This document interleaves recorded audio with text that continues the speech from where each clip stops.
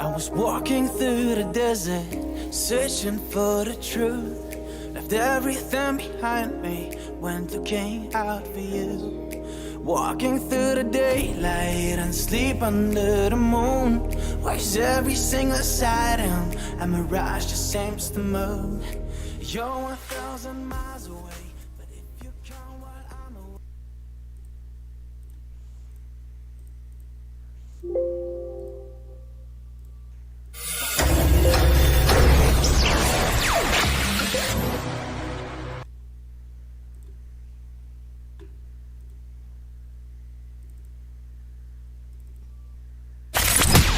Get ready to get inspired.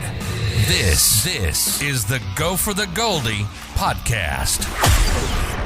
Happy Monday. It is Monday, September 21st, 2020. That happened. Welcome to the Go4TheGoldy podcast.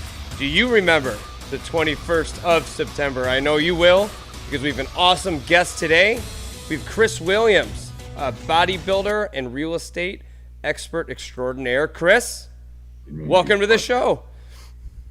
How are you? Can you hear me? Are you there?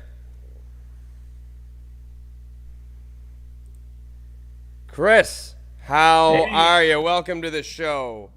Thanks, Brian, for having me on. I appreciate it. I did this massive introduction, and I forgot that I was on mute, so that one is on me.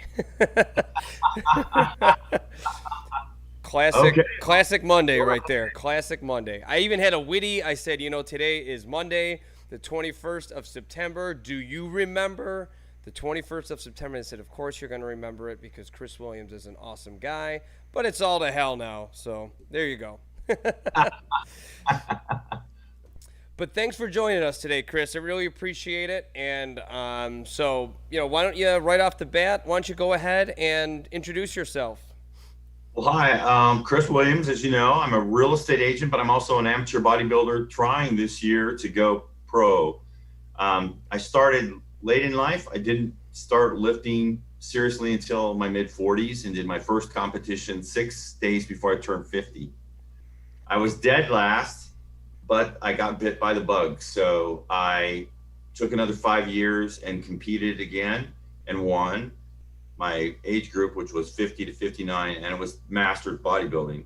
And then I did another show the next year, 2 shows actually, and got second place in both of those, and was preparing for a show in 2016, and something bad happened and I almost died.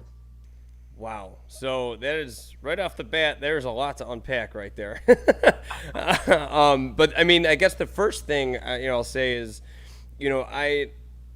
I've been seeing Chris at the gym. We go to Cowboys Fit, and there's a lot of really interesting people, athletes, whatever you want to say. I mean, there are some really cool stories and people like Tyler. I was telling you, I had him on the show before, but I mean, I've been seeing you now for over a year. We always talk or whatever, but I didn't realize, how involved in the world of bodybuilding you are. I mean, not that it doesn't show. You're obviously friggin' jacked, but once I found out that you had gotten into it later in life, and you're pursuing your pro card and all that, which we'll get into, but I was like, dude, you got to come on the show. We got to talk about it. So, what was that? That was like Friday or Thursday, right? Like that wasn't, yeah. And, and here we are a couple days later. So really exciting, cool story. So first of all, let's get into the, when, getting into it later in life. So had you been an athlete before? Had you done any type of athletics prior to that in your life? Not really, not more than swimming or beach volleyball, the usual stuff people end up doing if you like sports. So I snow ski and water ski. So there's all those things, but never did it competitively, other than I taught a swimming class and coached a swimming team, and was a lifeguard one year. I never thought, I was just too skinny. Everybody told me you're just too skinny. I was the kid that they would put the head in the toilet and flush it and I get the swirly. I was your audio visual guy that pulled in with the projector. That was me. I was the nerd. The jocks and whatever didn't pay any attention to me. So I just didn't pay attention to that either. That's pretty wild. So have you always been in, some kind of shape though? I mean, you've always been like thinner. Always skinny. In fact, I graduated early from high school and went back to visit a year later. And my basketball coach said, "Wow, you're 2 inches taller. You're 20 pounds heavier. Wish you had stayed in school a little longer." And you were you grew up out west, right, in Arizona, was it? Yeah, I grew up in Phoenix, Arizona. Hot weather. So when I go in the sauna, I think of home. And that's probably not even close to what it's actually like there too. That's awesome. So so you never really were into sports. Then you got bitten by the bug, later on in life, and you mentioned your first competition you ever did, you came in last place. Let's go over like leading up to it. What was the thought process? Because I know from personal experience, not me personally doing any bodybuilding competitions or anything, but I mean, it's surprising because I'm so massive and jacked, but I have friends that do it, and that is no joke what you put your body through. It really is a hard, 24/7 maintenance of your body and, training to peak. So did you know kind of like what it was going to be like going into it, that it was that intense? No, I was completely naive, which is probably a good thing. If I'd known, I may never have done it. One of those things. But I was at the gym. It was called ProFit. It was one of the first gyms here in Frisco when we first moved here. And a bunch of my friends who were like my age, shorter than me, because I'm super tall. I'm 6'3", but shorter than me. And they were all like getting jacked. And they were like, "Yeah, I'm doing this competition." And I'm like, "What?" And they would come back and go, "Yeah, I got second place or I got third place." And I'm like, you look jacked, but you're not jacked. You're not like Arnold jacked. And I was intrigued. I thought, well, wow, if they can do that, maybe I can do that, because they were in their 40s and I was in my mid 40s. So I started lifting and I couldn't gain weight. Nothing happened. And I was driving myself. I heard, my shoulder was sore and I was doing all this stuff, and I talked to this older guy who was in super good shape, and he said, "You're not eating enough." And I said, "I eat all the time." He said, "No, count your calories. Come back to me in 2 weeks." And I was eating like between 1,200 and 1,400, bumped me to 3,000, and everybody thought I got on steroids. It was that dramatic because I just wasn't eating. So that was my first lesson. You don't eat enough. People think they eat enough, but you're not eating enough. And and when we talk about like calories, I know there's a million schools of thought in terms of, different diets or nutritional guidelines or, you know, if it fits your macros, for instance, you know, like all calories are created equal in that world. You know what I mean? Where it's like, you know, it doesn't matter if you're having, you know, white or grain. You know what I mean? Like it. So what did you follow when you first started, and how does that compare to what you do now? When I first started, my biggest struggle was just getting. I'm a mesomorph now, but I was sort of an ectomorph, I guess. Starting out skinny, and Do you want to go over what those are, by the way, so for people who don't know? I get it mixed up too. Yeah, I get them all mixed up. I probably have that messed up. But I just couldn't eat enough. I just didn't. It was like I can't eat. Right? You know, he told me set your Palm Pilot, eat every 2 hours. That was like, how do I do that? And I literally would stop. He said, don't. It doesn't matter what you eat, just stop and eat. So I was stopping at McDonald's or stopping at Wendy's, and I'd order a burger, and I'd sit on the edge of my seat in the parking lot because I was going to throw up. I just couldn't consume that much food. It was just so contrary. That's wild. So I wasn't even dealing with macros and stuff. I was just dealing with can I consume enough food to feed whatever it is I'm going to do in the future? And the answer was no. And I needed to learn how to do that. That was the very first fundamental thing. And I'm not a big drinker, and I don't smoke, and I don't have any illnesses or injuries. So I didn't have any of that to worry about. I just had this to worry about. And I wasn't overweight. People would have looked at me and thought I wasn't overweight, although for a tall, skinny guy, I was a little carrying some fat. So I got up to like 217. And then I started my cut, and it was for 24 weeks we cut, which is too long. That's crazy. But I got down to 178 pounds. 178 pounds. Holy cow. And you're 6'3"? Yeah. Oh my God. Yeah. Also, I want to mention that you kind of breezed over this, but you said you dated yourself when you said he told you to set your Palm Pilot for every 2 hours. I did. I totally dated myself. I know. I am ancient. But you know, kind of piggybacking on that though. I mean, as a triathlete, I'm the other end of the spectrum. Like, I am burning so many calories all the time. You know, I'm doing at least an hour and a half to 2 hours of cardio a day. So I use my FitnessPal religiously so I can track, because you're right. I also, when I first started getting into dirt sports, I wasn't eating nearly enough either. And I was dropping weight, and I'm like, I was like a free fall, you know, and I'm like, what's going on here? So I really had to pay attention, but that tool for me is just you scan a barcode and you're good to go. You know what I mean? Where back in the day, in the days of Palm Pilots, how did you keep track of your calories and stuff? Like, it wasn't commonplace to go to McDonald's and know how many calories were in a burger, right? I mean, that really wasn't a thing. So I bought a book. You know, they had diet books that had the calories. You know, this much oats is this many calories. I mean, it was so analog. That's crazy. And so I looked it all up and I wrote it all down. And so tracking it was like this pain in the big fat ass. Yeah. Measuring everything to make sure. And it was just crazy to do that at first. And I have my FitnessPal too. Thank God. Because, you know, it's like I grew up in the day when, we did that manually. We just tried to figure it all out. And that's to me, that kind of like, obviously it helps, you know, using the MyFitnessPal and like the newer tools that are out to help with that kind of stuff. But is there like a form of nostalgia that you kind of look at those days? Like, because I feel like that's part of the game, right? Like the dedication and understanding what you're eating. I mean, you bought a book and you were manually, like, not many people would do that. You know what I mean? Like, it's really easy to scan a barcode in MyFitnessPal, but like, to go all in terms of like having to manually calculate every time you're eating something, that's pretty intense. I mean, you got to go all in for that. And weigh it. Yeah, like a food scale, right? Yeah. When I told my wife I was going to do a competition, she basically said, "I'm not doing your food. It's too much work. You get to do it."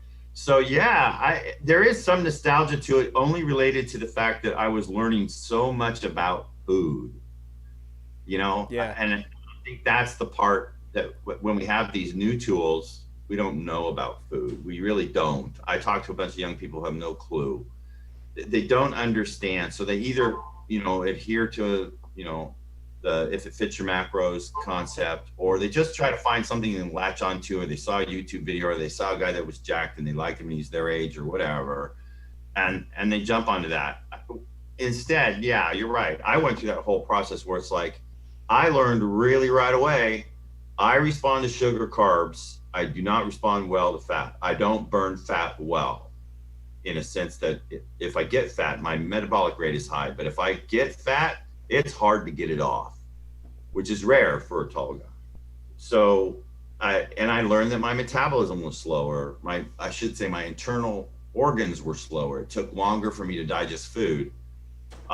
So things like that you don't figure out because you have the tools now. And we had to figure that all out. I had to go through all that and then be all disappointed. I mean, I was cut, I was shredded, but I was so tiny because I really didn't have any muscle mass. I was carrying around I was fat. I mean, I was fat. I thought I looked good. I'd be out there, I'm strutting around, yeah. Strutting around. Notice my 16-inch biceps, and I get on stage and I'm just the tiniest guy. I was literally the tiniest guy there. That's crazy. Now, where was this, in Arizona that you did your first one, or that was here? It was here. It was at the heart of Texas. And I thought I called the guy, Prince,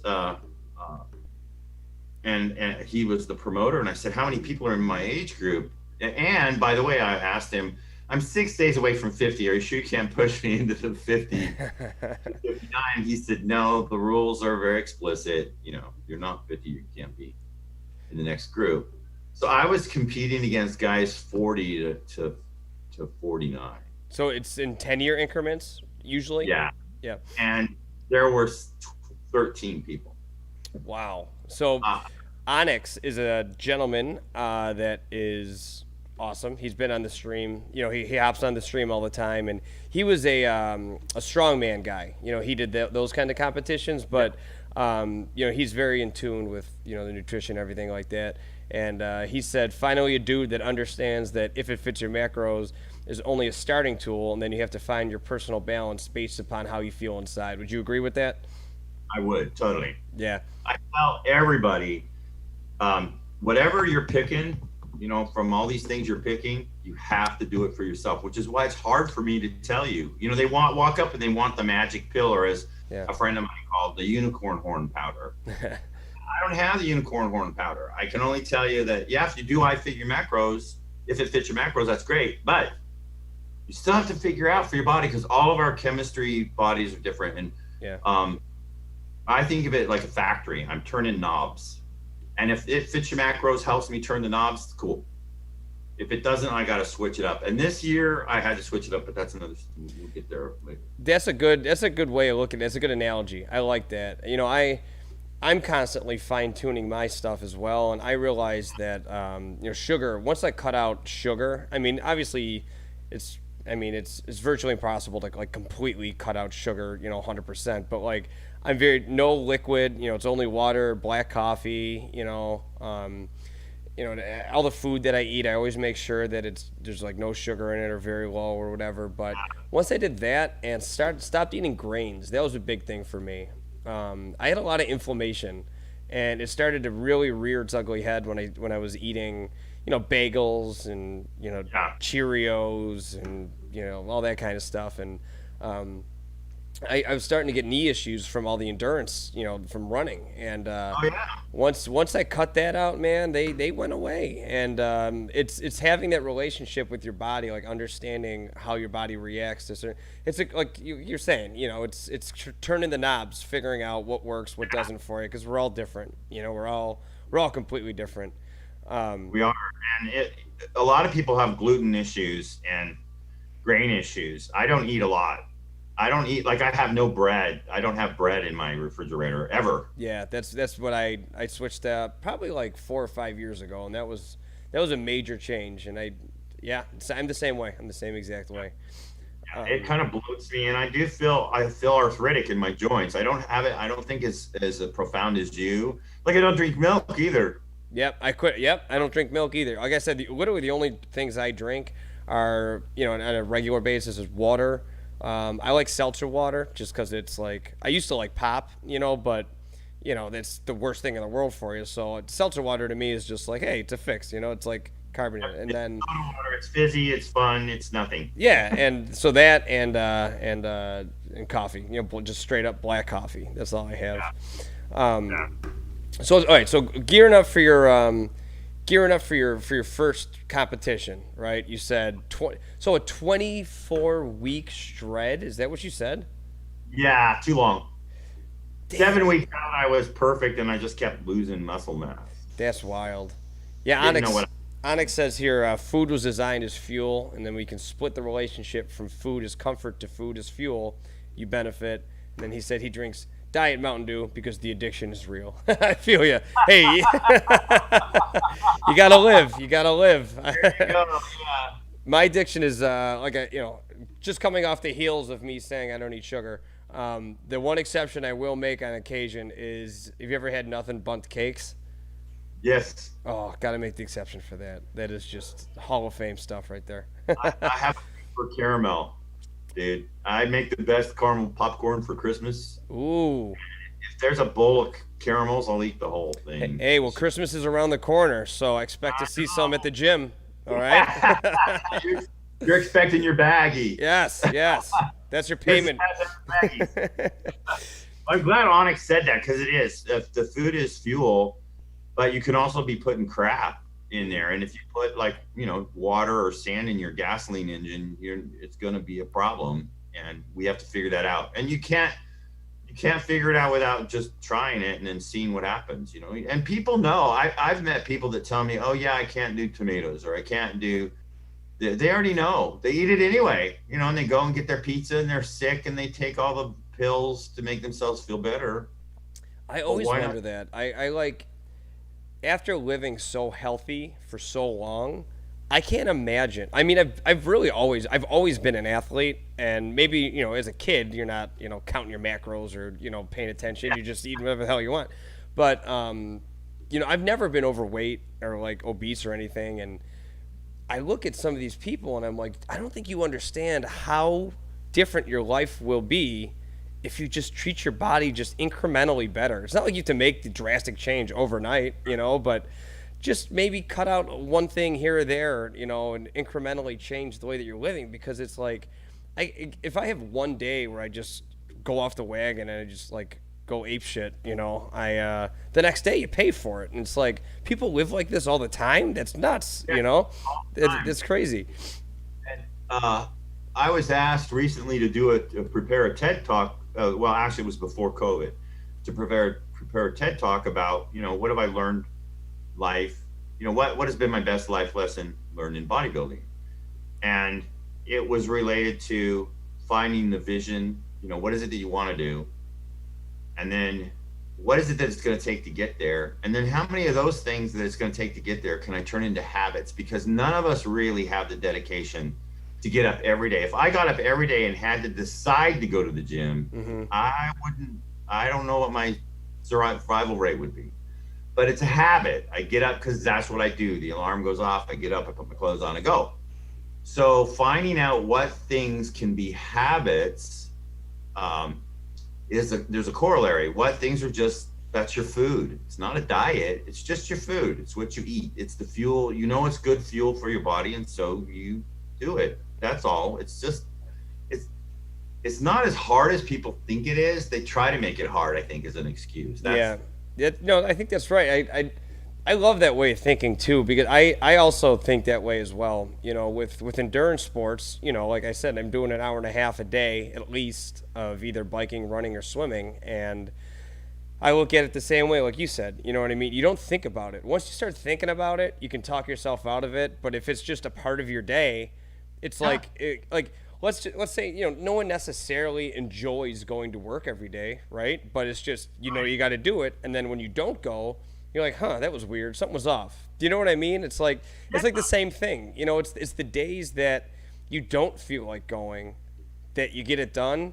Because no one 100% of the time wants to work out or go, to work or whatever. But it's the consistency is where you find that success, and it's a mindset. To make it really personal, you don't get up and say to yourself, so should I shower today? I brushed my teeth today. Oh my gosh, I'm struggling with these decisions. No, you find yourself in the shower and you wake up in there. Usually, I do.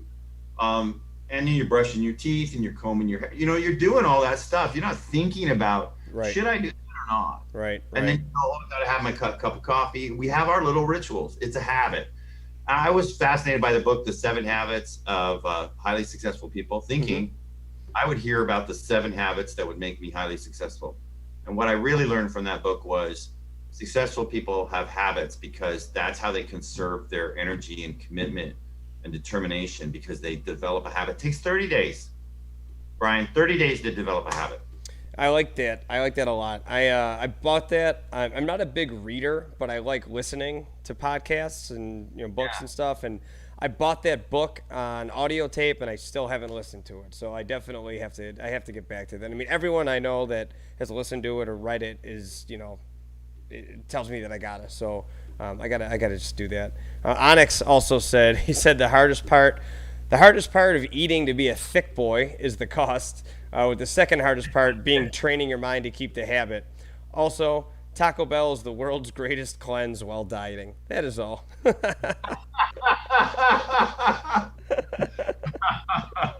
Oh, well, thank God for Taco Bell. I mean, I'm a big fan of Taco Bell. I like Taco Bell. Cleanse. All right, so you did your first show at how old? 6 days before I turned 50, literally. 6 days before you turned 50. Now, this is why I find people like you absolutely fascinating, because I have friends that when they turn like 25, they're like, we're old, this is it, we're just going to ride it out. You know what I mean? I'll go to this job that I half-ass, then I'll just go sit at home and watch TV. And it's like, what? Are you kidding? Every day I'm more excited than the last to like get stuff going. You know what I mean? Listen, I started a freaking podcast at 34 years old. You know what I mean? I love it. Yeah, man. Like it's fun. It's fun growing, and like I want to do so many things that there's not enough hours in a day to do that. So at 50 years old, you got into it, and you said you're pursuing something pretty cool. If you want to, share with us that. Well, I thought it was a bucket list item. When I told my wife I want to do this, it's a bucket list thing. I'm going to check it off the list, because we had seen the movie Bucket List. And so I said it's a bucket list item. I want to be able to say I did it, have the pictures and all of that. My parents came, and my kids came, and my sister came from Arizona to watch, and it was really cool. I had a friend at the gym who sort of befriended me toward the end and was helping me with the posing, and he was there with his dad, and I felt very loved and supported and all of that. But when I stepped on stage, and I knew I was gonna lose, because when you're in the back, when you're in the pump room and you're looking at these guys and literally their forearms are bigger than your quads, you're just going, it's not. And I was looking at their numbers, and they had lower numbers than me. But it's because they were also kind of making a comeback. So they were doing their regular age, or they were doing the regular open for their weight group, but they were also now doing the masters. So they're kind of double dipping in a sense. And so I got all these guys who wanted to show their kids, back in my 20s, I was a bodybuilder, and now I'm a bodybuilder when I'm 40. And I didn't have that advantage. So I don't even know what all they were doing to have an advantage, but I never had that. I used to be. Also, if you take that term pump room out of context, that could get pretty dirty pretty quick. I apologize. The back room where you're getting ready to go. Onyx asked you, he wants to know, what is your off-season body fat percentage? I never get above 15%. That's pretty damn impressive. Yeah. I was told as an old person, don't do it. Don't get older over 15%. And probably too, I'd assume, because you said for you especially, getting when you have a little extra weight, fat, it's harder for you to burn it off, right? So it's probably hard for you to, maybe others go above 15%, or is that common? I don't really know anything much, about that part of the world. I think the older you get, no, you stay low. I have a lot of my friends that never get above 10. but they're sacrificing adding more muscle. But we're older, so we know we're not going to do the 30 pounds of muscle every 2 years or whatever. We're lucky. So like between my first competition and the next one was 5 years, it was only, let's see, 70, it was 20 pounds in 5 years. That's how hard it was for me to add mass. So it's not like we're going to add a ton of mass. So some guys sacrifice and get below or hang around 12%. So you can grow a little bit, but they know they're not going to put, nobody's going to be putting on 20 pounds at 60. We're just not going to do it. Yeah, Onyx just called you a monster. So in a good way, A beast. That's my song I picked for my show, but that's again, we'll wait. Night. What song is that? It's a song, I can't remember who did it, but it's called "I'm a Beast." So, wow, you sound like a real professional singer there. That was beautiful. That was wonderful. So, when's your next show? It's coming up, right? It's this Saturday at the Kuklo Classic, Granite. It's this Saturday. Oh. Yeah, Granite Park Hilton, 9 o'clock in the morning on the 26th, and they're doing it because of COVID. They're doing prejudging and finals. So how they're what I was told we were going to be doing, that's unusual. Usually the finals are at night, so they're doing it all in a bulk, a block, and then they're going to do the ladies starting at 3 o'clock and be done, and they're done. There's no night show.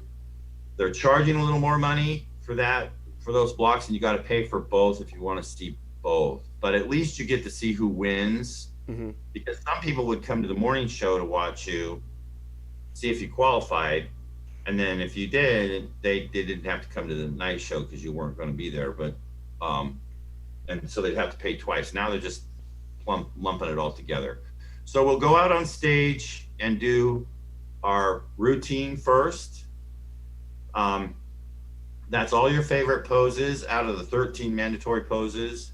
And then they'll do the lineups where it's quarter turns, and they'll call out all the mandatory poses.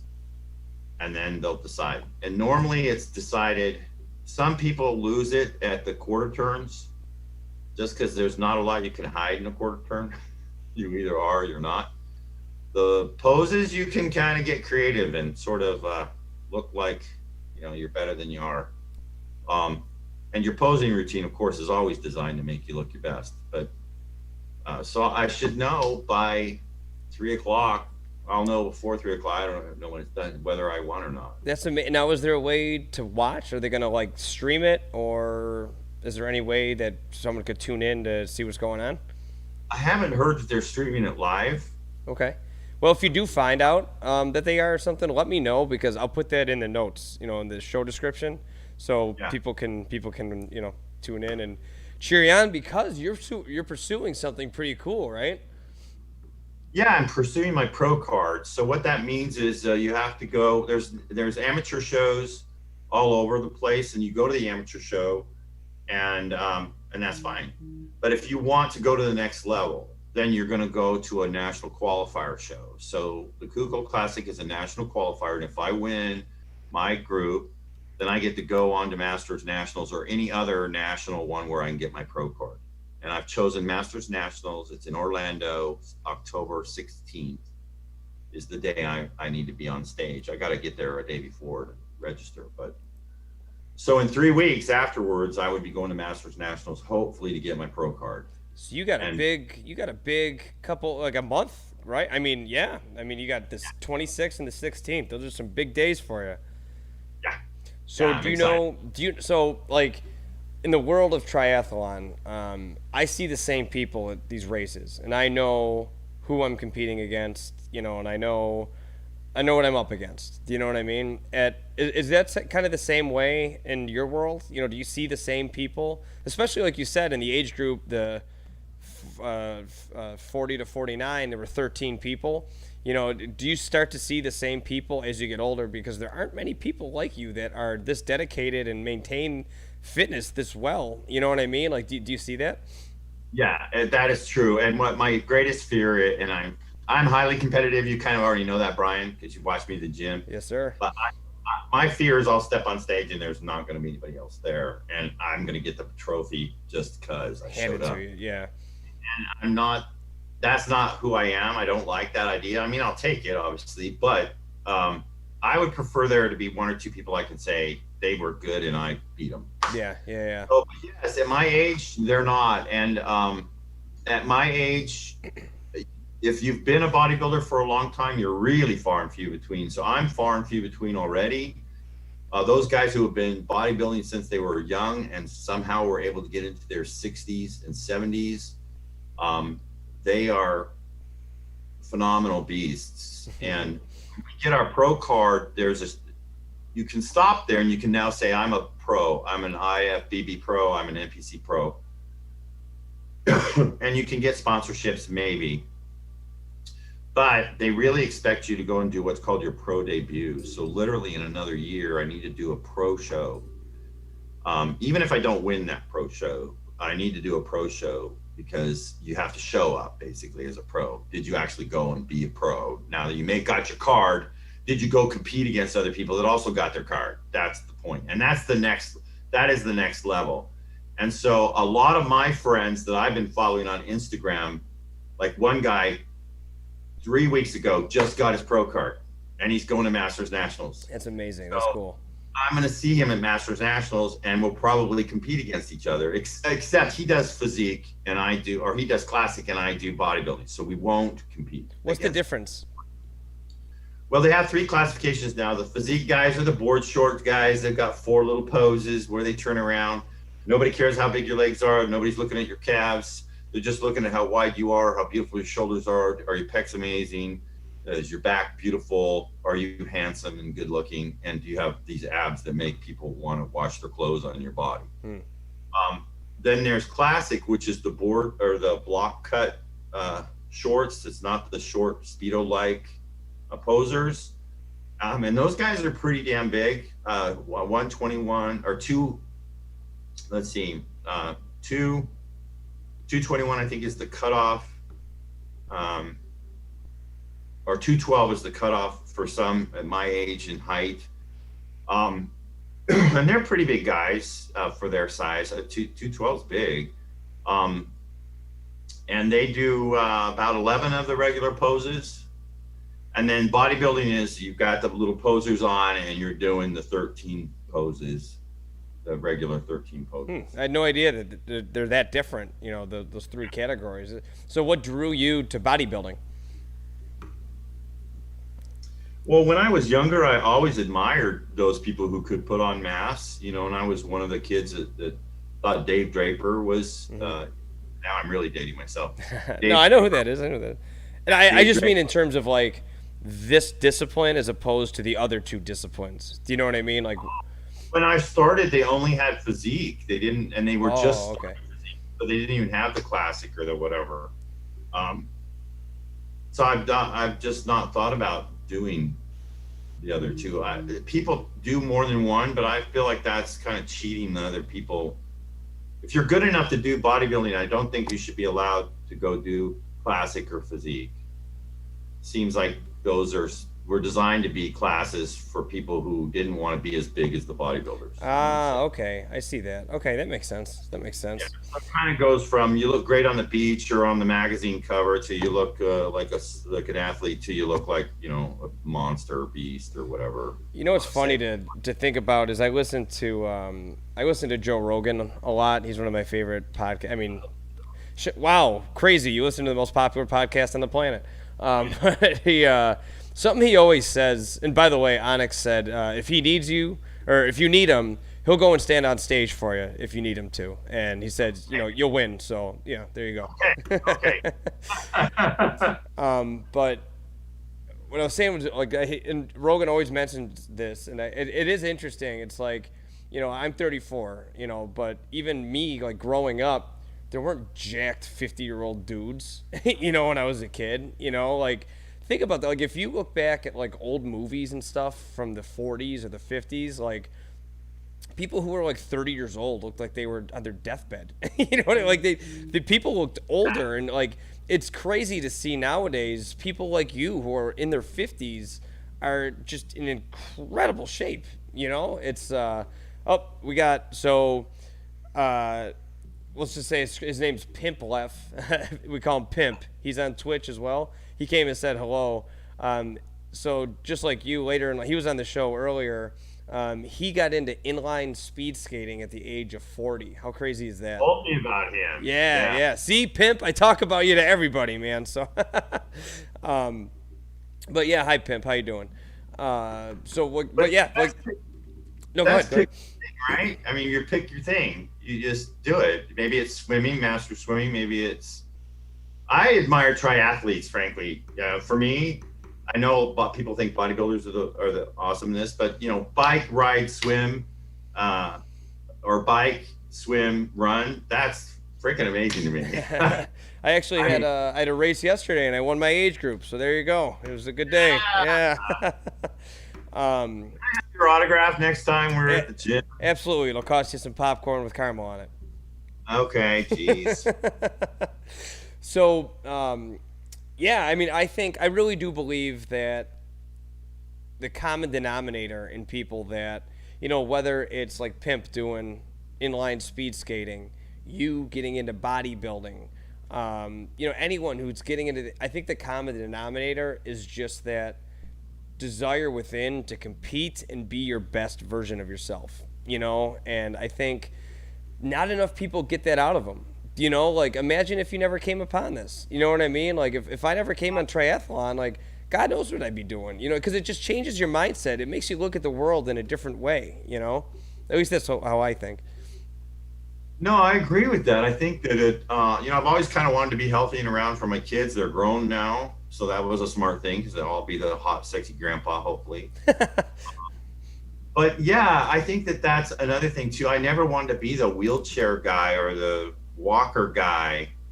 I didn't want that. I knew a lot of people when I was growing up who were very healthy, older, not athlete wise, but very healthy, ate well, didn't smoke or drink or chew or go with girls who do. It was a good, healthy lifestyle, and people were healthy and they were doing stuff. I mean, those people were doing hard labor in their 60s. And I'm thinking, we've kind of lost that. And we think 60 is like you're dead now. Right. Go in the corner and read a book and die. Yeah. That's not true. The generations before that helped settle our country, those people worked their damn asses off. And they worked till they were old. Of course, sometimes they looked even older than they were because they worked so hard. But no, but that's what. And it does give you something to live for. It gives you something to do and wake up to. And well, that's right, and that's what That's what I think the biggest draw for triathlon to me was.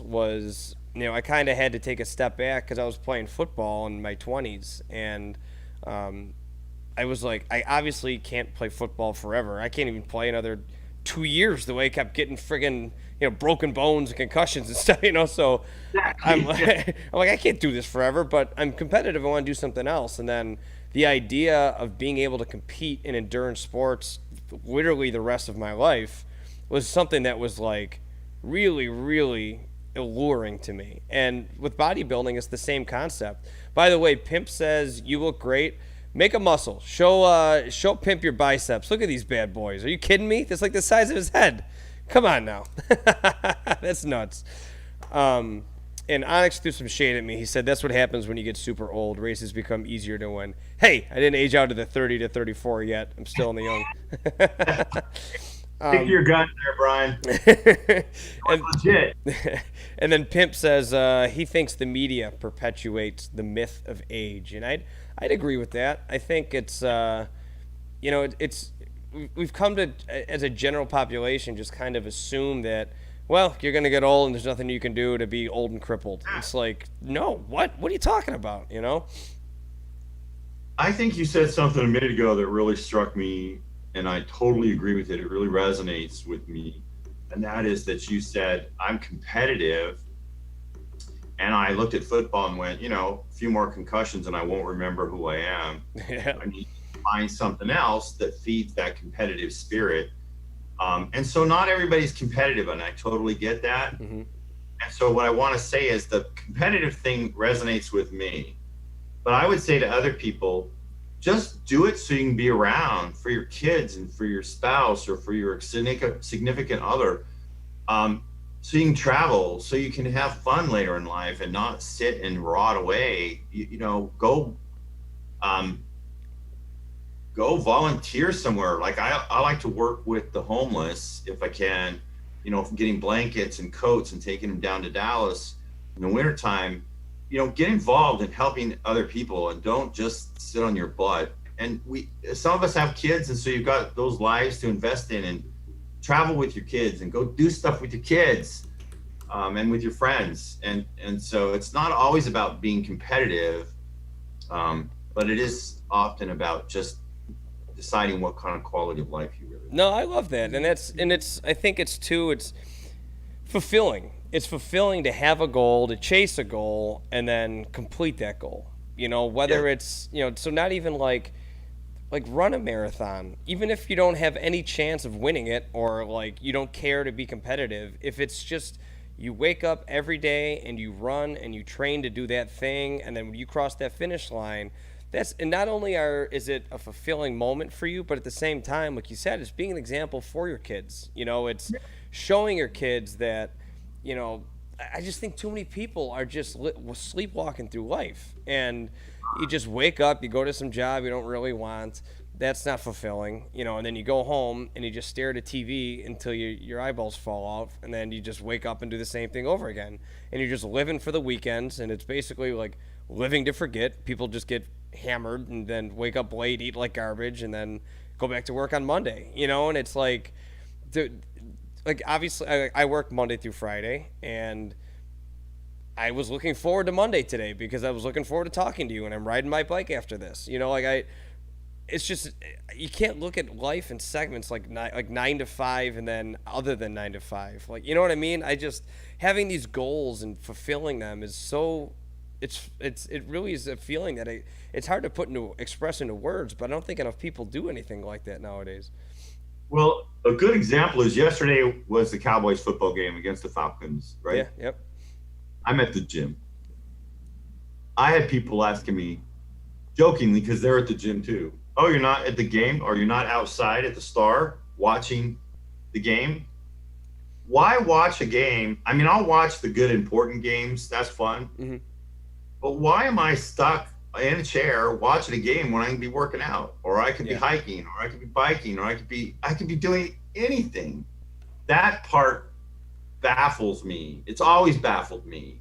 When I first moved to Utah from Arizona, and I was 16 years old, I met all the kids there, and Utah's a place where you snow ski. So I'm like, hey, let's go snow ski. When the first snow came, I'd never seen snow. Really? That's wild. Yeah, Arizona, I guess. Yeah. Yeah, let's go skiing. And they're like, we don't know how to ski. I said, you live here and you've never skied? What the heck? That's crazy. So I drug them all up to the, cheapest, smallest, lousiest ski resort, where the Bunny Hill was the golf course in the summer, and we all learned to ski. All of us learned to ski. And that would have never happened if I hadn't said, why are we sitting on our butt? There's snow up there and it's fun. Let's go do something with it. It's that mindset, though. And I don't think a lot. And so that's really the idea of this podcast and this show is I want to be a central location for people to draw inspiration from. It's like, the mantra, like you're a conglomeration of your 5 closest friends, or, it's just, you're basically like, you can create any reality that you want, especially nowadays. I mean, with Twitter and Facebook, if you believe if you think that, the world's going to end tomorrow, the earth is flat, and, dinosaurs live in the center of the earth, you could create that reality for yourself. You know what I mean? And just live in that world. And what I'm trying to do with this show is introduce people to really inspiring people like you with positive mindsets that, aren't settling for the status quo and are striving, no matter how, difficult things may get. And that's another thing that I wanted to bring up was, I mean, if you're cool talking about it, you had a little bit of a setback, right? I mean, we talked about it a little bit, but yeah, I mean, not everything has been really sunshine and rainbows for you either recently. I mean, with your health and everything. So, 2016, I was getting ready to do the Ronnie Coleman, which was a national qualifier because I was going to shoot for the pro card in 2016. I was looking really good. I felt really good. And I suddenly started having some issues with my bowels. And so I went to the doctor and said, I have a bladder infection or something's wrong. And they said, well, your white cell count is high, but we can't tell what's going on, but we'll give you an antibiotic. And I went home, and 2 weeks later, I'm at the gym, and I feel this warm pain start from below my belly button up my stomach. And I knew my colon had perforated because I'd had colon issues before. So I rushed myself to the hospital, called my wife, rushed myself to the hospital. Make a very long story short, they wouldn't do surgery right away because they kept feeling like something else was wrong. It wasn't just a perforated colon. And they eventually found a massive abscess in my lower intestine, which was a blockage that was starting to rot. And they rushed me. I don't think anybody's been rushed into the surgery so fast. I mean, they literally shot the anesthesia in me in the hallway. That's how fast they were rushing me. Wow, that's crazy. It was supposed to be a 4-hour surgery. It was 6 or 7 hours. I almost died. My doctor said he had my guts in his hands and he was trying to work this thing out. Plus, they had to take out part of my colon, and then they gave me a colostomy bag. So I will be posting something on my Facebook page, on my Instagram and probably my Facebook page, about how that worked and some pictures of the scar and whatever. And I had a colostomy bag for 8 months.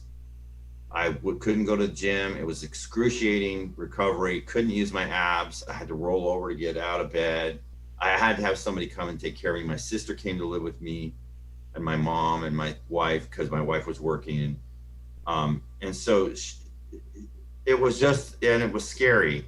And then 8 months later, they reversed that. So they had to cut me open. So they cut me open like I had a baby, a cesarean. Mm-hmm. And they cut me open again because they had to make some repair. And then they reversed the colostomy. So I got rid of the colostomy bag. I have a huge scar where that was. That was actually a good thing because my colon was diseased. But then I couldn't use my abs for another year or so. And then they had to go in, and there were 5 hernias left over, and they repaired those. And that was in March of 2018. And my surgeon said, you'll never compete again. You just won't. It's not going to happen. And I seriously had to look into the face of, I'm never going to bodybuild again. But I just felt like, am I going to just take that and not try? I mean, at least not try. And so I did. Now the belly hasn't gotten as flat as I wanted, but I did go to opposing coach, Sheila Brown, who's also an NPC judge, last week. And she showed me what the legal things were to do, where you could kind of cover that up and cheat a little bit.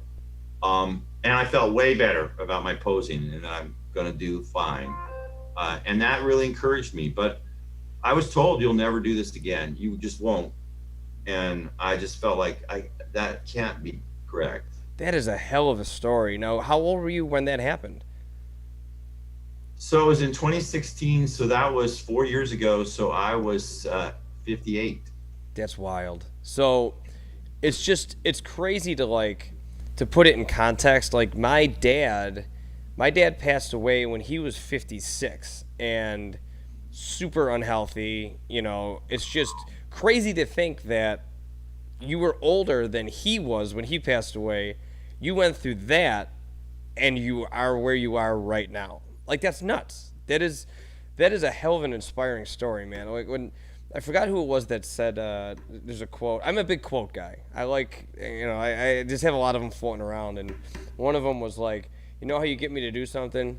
Tell me I can't do something, you know? Right. And when the doctor looked at you, I mean, I think about that all the time. Like, if someone were, like, I'm, potentially one bad, crash on my bike away from never racing again, and if someone were to tell me, you can't race again, you better believe I'm going to do everything that I possibly can in my power to make sure that I can get back there someday, and it's do something else like you've been saying this whole podcast. Yep.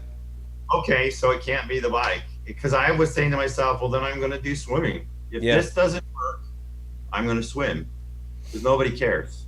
Yeah. You know, I water, nobody really cares. That is so wild. So that was 4 years ago, and you had what, 8 months? You said initially, and then they cut you open again. And then how long was it after that? It was a year before they let me do any kind of work. But then in 2018, I had to have another surgery to repair the hernias that were there. So I really didn't get to use my abs for 4 years, for almost five years. Damn. Now, do you still feel like the residual effects from it? Like, can you? I mean, obviously you can do abs now, but is it are you caution? Take caution when you're working them, or do you know what I mean? Do you notice a difference now as opposed to before? Yeah, there's certain things that the surgeon said don't do, so I avoid those. Like crunches, never do a crunch again for the entire life. But people say crunches aren't that great anyway. Mm-hmm. So it's a lot of twisting that I do. I'm still numb, so I know I'm not entirely healed. Mm-hmm. I'm numb in some spots. If I took a pencil and ran it across certain parts of my belly, I wouldn't feel it. Well, you got to think. I mean, when they sliced you open, they're cutting nerves, right? I mean, that's just kind of They did. They just sliced and diced. That's and crazy. They weren't hurrying because I was going to die. They weren't hurrying. So. Think about the idea of a surgeon just holding your guts. Like, that is nuts. I just about passed out. I'm like, I said, how do you get it? Did you get it all back okay? You just jam it in there, sew it up. It'll figure itself out. Did you look at the Gray's Anatomy thing and then go, yeah, we twist here, we go there, we twist. He said, no, it's got this lattice that holds it all together, but it was literally in my lap. That is so crazy. That is wild. So you got your show Saturday, and then your big one is October 16th, you said, right? Yep. I remember that date because it's my best friend's stag that day. I'll be in New York for do you know what a stag is? Have you ever heard of that? I do, a stag party? Yeah. So it's his stag October 16th, and then his wedding is November 14th. So I'm basically, you're not going to see me for a while, man. I got to go back to New York for 6 weeks. Wow. Yeah, I know. I'm not gonna be normal again. I got to quarantine for 2 weeks when I go up there. I got to sit in a room by myself for 2 weeks. Yeah. Really?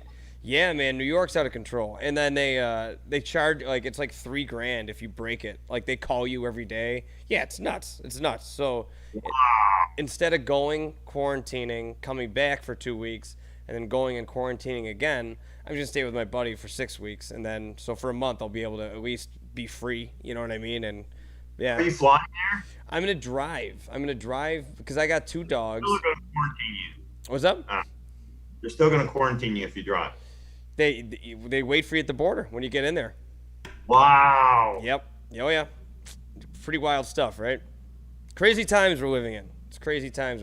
I'll tell you what. I not to get political, but I am just happy that I live in Texas for this whole pandemic. I appreciate it. I was in Spain with my daughter in March. Holy cow! Are you kidding me? Yeah, and we got back 3 days before they shut everything down. Oh my God! Spain was like really, really bad, wasn't it? Yeah. We were afraid they weren't going to let us back. Wow. I mean, we didn't see anybody, and nobody was wearing masks. And the weirdest thing to me was when we got back on the plane, nobody took my temperature, nobody made me sanitize, nobody, they didn't even ask if I was sick. They just put me on the plane and flew me to Paris, and then my daughter and I, and then put us on the plane and flew us to Atlanta. Holy shit! That seems like another life ago, doesn't it? It does. And then we got back, and 3 days later they shut it all down. I can't wait till we can travel again. I went to the World Championships in August of last year in Switzerland, and that's where I proposed to my fiance. And fun. And that was, I think, the anniversary of it. We got home actually today, last year, and so the memory came up on Facebook. So I've been seeing the past week of me taking pictures around, Switzerland, and like, damn, that seems like just so another life ago, because who knows what it's going to be like moving forward. It's a whole. Were you in Bern? Where were you at? We flew to Geneva, but then the race was in Lausanne. Okay. But it was freaking beautiful, man. It's like you go in. I'm sure the same thing with Spain. It's like you walk around, you're like, people live like this. This is nuts. This is so crazy that, these people don't give a shit about what I'm doing in my part of the world. Everything seems so important to me. You know what I mean? In my little bubble that I live in Texas. But these people over here are just walking around mountains and just. Well, and I went to my very first club in Madrid with my daughter for her 25th birthday. I'd never been to a club. Come on, really? Really? That's awesome. Did you have fun? Oh, I had a blast because there were no guy, you're 61. So what rules are there? I don't know. It was just, and not so much that I didn't need rules because I think it might've been different. I mean, my daughter said it was a little bit different than here in the US. The people were a little bit more, just engaged in having fun rather than everybody trying to hook up. Yeah. And so, we had a blast. I mean, I was like, wow. And of course, it didn't open until midnight. And so I'm like, I need a nap before we go because I'm not going to last. And we were there till 6 o'clock. That's awesome. That's fun. Yeah, one of the, I think Ibiza is in Spain, isn't it? Isn't that like the crazy? Yeah, there's a world championships for triathlon in a couple years in Ibiza, so I'm really hoping I qualify for that one. That'll be a good time. That would be cool. Yeah, we'll see. It's Come. this year. Well, there's some good ones coming up. This year's Bermuda. Next year is Abu Dhabi, and then the year after that, I think, is Ibiza. So there's some pretty cool trips coming up if I can keep qualifying. So that's what keeps me motivated. I get some cool trips out of it.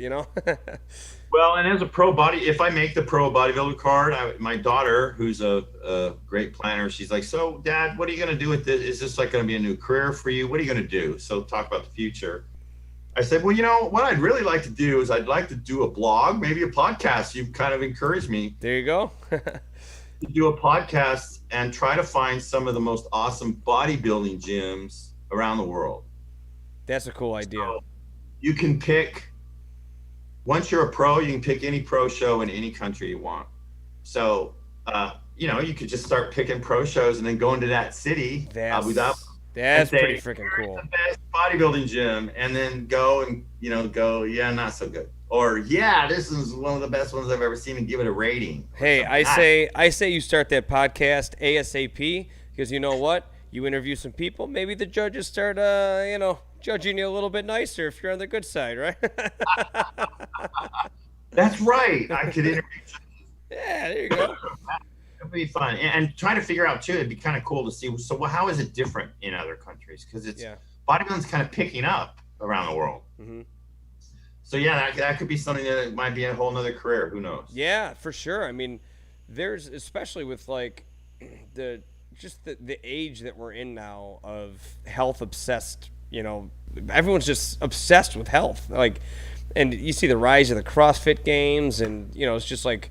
People are competing at working out now, so it's like, it's crazy to see how the psyche of the world has really taken on this, health conscious. And I think, do that podcast. I listen to that. That's pretty cool. I really do admire the dedication that it takes to do something like you're doing, because like you really, for me as an athlete, like yesterday, full disclosure, I did a race, I won, I was really happy.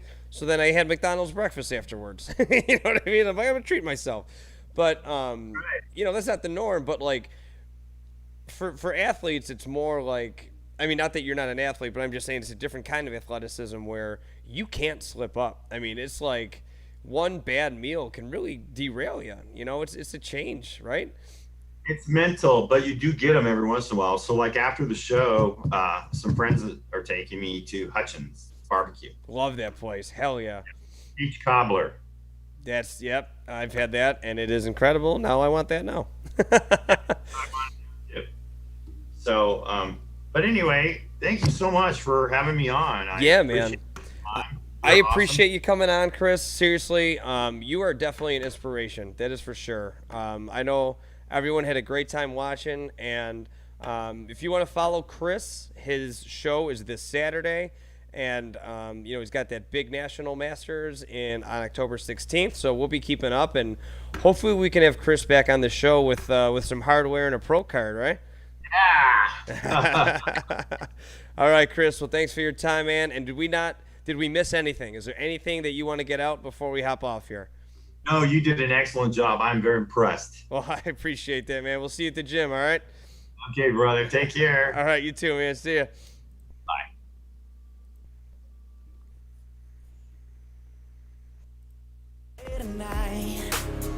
Stay tonight. You're 1,000 miles away, but if you come while I'm away, stay tonight. Stay tonight. Yeah, stay tonight. But if you come while I'm away, yeah, stay tonight. Stay tonight. Stay tonight.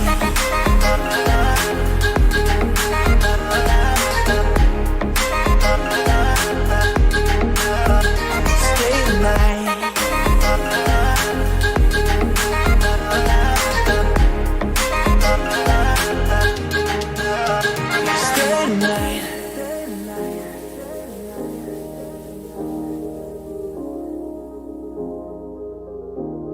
Went swimming in the ocean, don't know which one it was. I was diving to the bottom, searching for your love. I heard I was a treasure no one has ever seen. You hide inside a locket, buried in the sands beneath. You're 1,000 miles away, but if you come while I'm away, stay tonight. Stay tonight. You're 1,000 miles away, but if you come while I'm away, stay tonight. Stay tonight.